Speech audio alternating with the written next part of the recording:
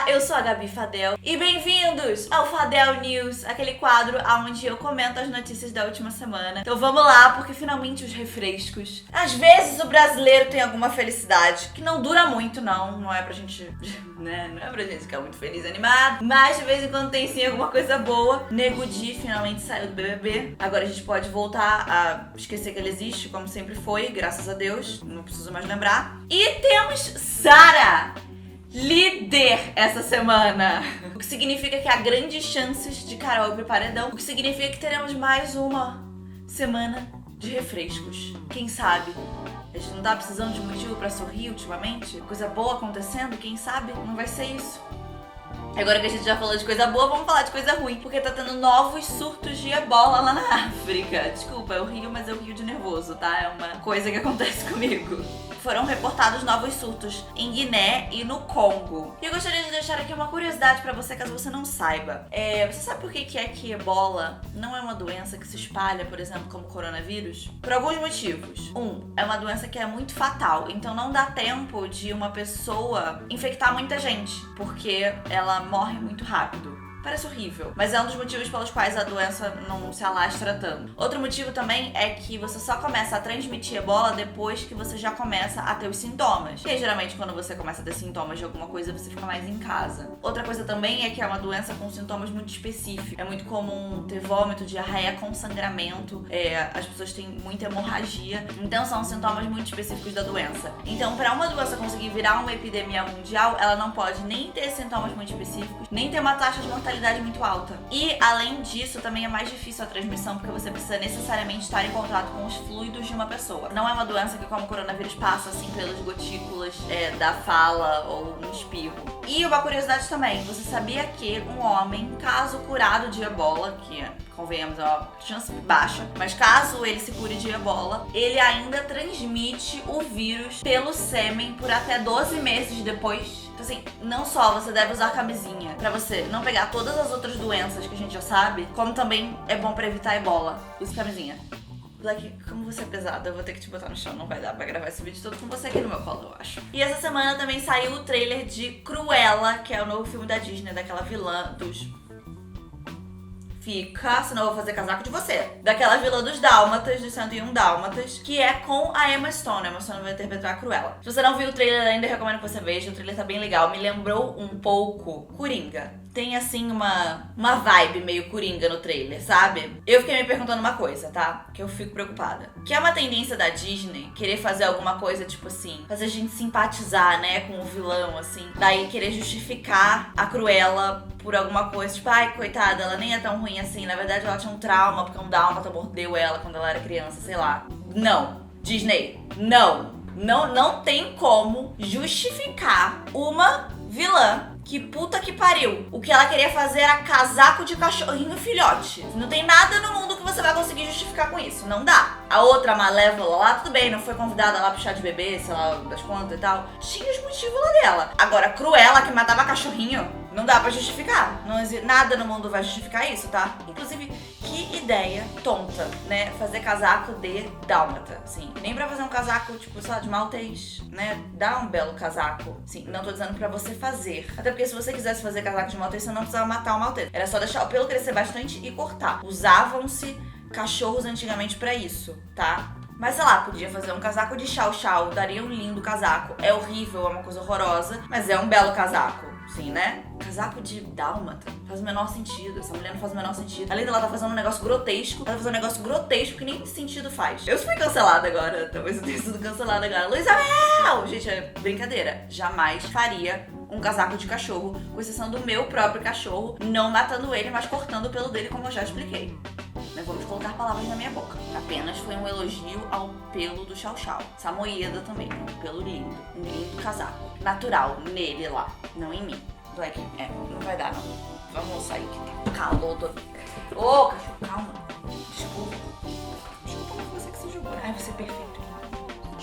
E falando em frio, casaco de pele e tal, vocês viram o que tá acontecendo no Texas? No Texas tá tendo uma nevasca bizarra. Um negócio surreal, porque no Texas não tem isso, geralmente. É um estado bem quente lá dos Estados Unidos. Não é um lugar onde as pessoas estão acostumadas a ter frio. Mas tá um frio polar, temperaturas negativas, tá tudo congelado, tem fonte congelada, um caos. O que acontece? Tá tendo uma sobrecarga de energia elétrica no Texas, justamente por causa dessa nevasca bizarra. Então as pessoas precisam ligar aquecedores na casa, etc. E aí tá gastando mais energia que o normal. Não só isso, mas eles também já estavam com problema de energia antes. E aí agora, então, que tem muita gente gastando energia, tá um apagão bizarro lá no estado. Só que, como eu disse, tá tendo uma nevasca. E não só isso, como lá no Texas, como a galera não é preparada pra isso, as casas não são preparadas pra esse tipo de clima, muito frio. Os encanamentos não são, então tá tendo vários problemas na cidade. Fora isso, as pessoas não têm nem como aquecer a própria casa, porque não tem energia elétrica. No pico do ápice, assim, do apagão do Texas, eram 4 milhões de pessoas sem energia elétrica, num frio glacial. E aí o governador do Texas ainda teve a audácia de dizer que isso estava acontecendo por causa das políticas de energia limpa do Biden, falando que era por causa disso que o Texas estava com um apagão, sendo que, na verdade, entre 80% a 90% da energia toda, total do Texas, é feita por fontes fósseis, ou petróleo, ou gás natural, esse tipo de coisa. Ou seja, o cara tava falando um negócio que na verdade nem é por causa disso. O negócio é tão bizarro que eles tiveram até que resgatar várias tartarugas, porque as tartarugas estavam congelando, porque, né, é réptil, e aí tem sangue frio, então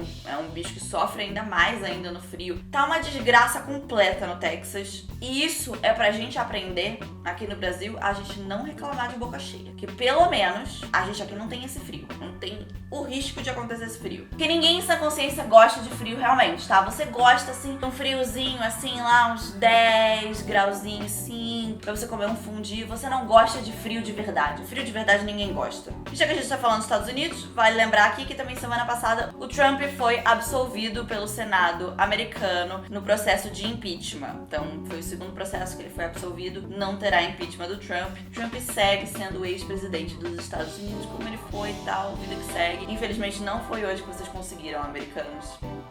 E por aqui a gente teve a prisão do deputado Daniel Silveira, que é um deputado do Rio de Janeiro, que talvez você conheça ele, porque ele foi o cara que tirou uma foto com uma placa quebrada da rua Marielle. E ele foi preso porque ele postou na internet um vídeo onde ele defendia o AI-5, que foi aquele ato lá nos tempos do governo militar, que solidificou e piorou muito a ditadura aqui no Brasil. Não só isso, como ele também defendeu a destituição de ministros do STF. E ele foi preso por causa desse vídeo. Tudo isso que ele falou, esse negócio de defender o AI-5 e defender a destituição dos ministros, são coisas inconstitucionais, porque são ataques diretos à nossa democracia. E a Constituição defende o nosso Estado democrático. Então, claro, são crimes. Só que a gente também tem na nossa Constituição de que parlamentares, eles têm imunidade para poder emitir opiniões. Ou seja, basicamente, explicando. Um parlamentar, ele poderia dizer coisas que nós, réis mortais aqui, não poderíamos dizer, porque isso faz parte do trabalho dele. Tipo, a gente elege pessoas para representar a gente no parlamento, e essas pessoas, então, têm que defender as ideias delas. Elas têm que poder falar essas coisas para fazer novas leis e discutir sobre isso. Então, essa coisa de defender ideias polêmicas faz parte do trabalho, sabe? E não só isso, como também parlamentares, eles só podem ser presos em casos onde forem crimes inafiançáveis e eles forem pegos em flagrante. Daí, na prisão do Daniel, eles falaram que o vídeo, por ainda estar no ar, constituiria em uma prisão em flagrante, que é uma coisa que deixa aberto meio a discussão, tem algumas pessoas que não concordam com isso. Assim, o que o Daniel fez é muito errado, porque ele tá defendendo uma coisa que é inconstitucional, que vai exatamente contra o nosso Estado democrático. Então, por mais que sim, a gente tenha direito à livre expressão, essa livre expressão, ela é garantida justamente porque a gente vive em um Estado democrático, que a gente pode falar o que a gente pensa. Então, quando você ataca o Estado democrático, a gente precisa defender isso, por mais que o Estado democrático defenda a livre expressão. Ainda assim, entendeu? Você só tem a livre expressão porque é um Estado democrático, mas aí você tá atacando o Estado democrático e Entendeu? Só que aí entra uma discussão sobre como que a gente deveria lidar com um parlamentar que faz isso. Porque existem duas linhas de pensamento aqui. Existe a linha de pensamento de que o que ele fez é muito grave e que a nossa prioridade tem que ser defender o nosso Estado democrático. Então a gente deveria punir isso de uma forma muito forte para que isso não se repita, porque uma pessoa não deveria usar os instrumentos democráticos para fazer um ataque contra a própria democracia. Então você ter uma punição muito grave para esse tipo de coisa, na verdade é uma proteção à própria liberdade de expressão. Mas existe uma outra linha de pensamento também, de que se você acaba punindo isso de uma forma muito exagerada, pode ser que você acabe fortalecendo aquele tipo de pensamento e aquela figura também que você tá punindo, porque ela acaba virando um mártir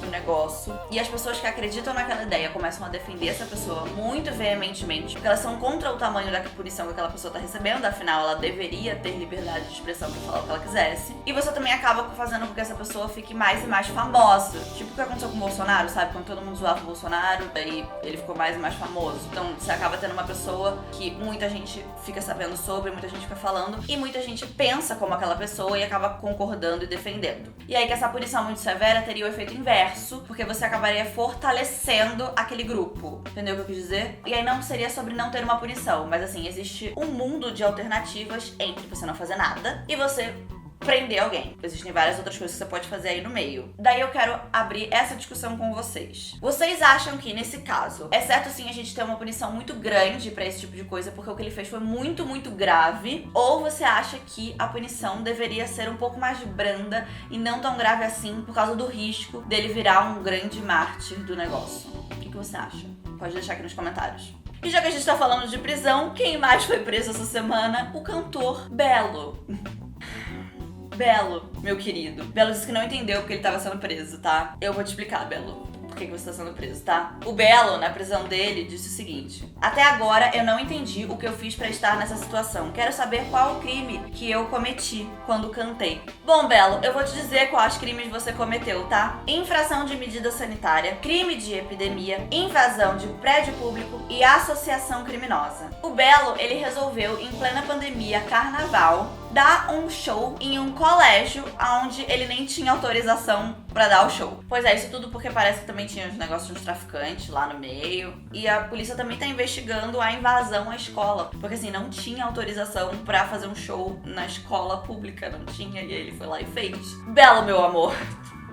E o Belo ainda falou assim, ó: se eu não posso cantar para o público, a minha vida acabou. Você pode cantar pro público, você só não pode aglomerar. Você pode. Tem vários outros jeitos de cantar pro público. Você não precisa fazer isso pra cantar pro público. E outra, ninguém disse que você nunca mais vai cantar pro público. A gente só disse assim: Belo, você não pode cantar pro público agora. Porra, nunca ouviu um não na vida? Precisa tratar essa ansiedade. Daqui a pouco vai estar. Daqui a pouco, talvez não tão pouco. Sei lá, 2022, quem sabe? Talvez. Mas uma hora vai cantar. Relaxa um pouco. Ai, olha, não tenho nenhuma empatia com um cantor que, putz, você tá aí numa posição de poder do negócio, né? Daí você vai e você dá um show pra aglomerar um monte de gente. Faz live em casa. Acabou o bagulho das live em casa, né?